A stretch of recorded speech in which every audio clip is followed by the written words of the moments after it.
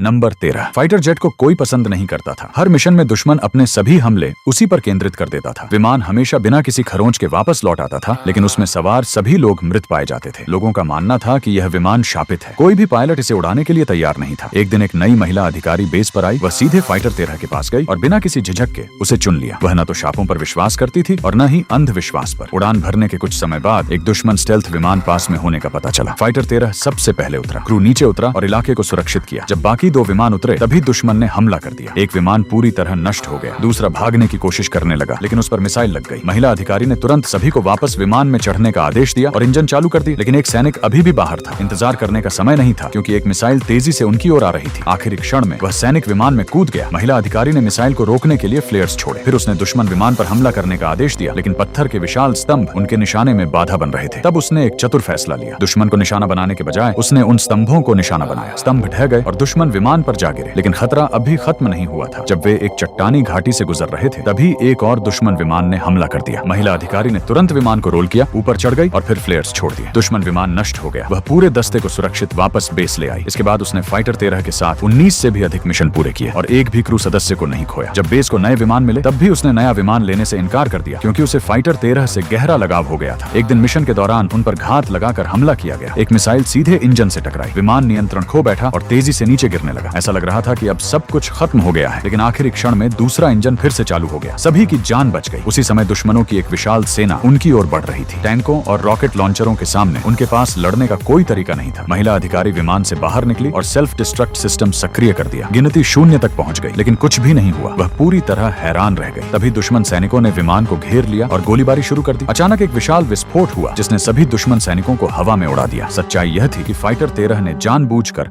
विस्फोट को रोके रखा था। उसने सही समय आने तक विस्फोट के टाइमर को दबाए रखा था। एक आखिरी बार उसने महिला अधिकारी और उसके पूरे दस्ते की जान बचा ली। ये विमान कभी भी शापित था ही नहीं।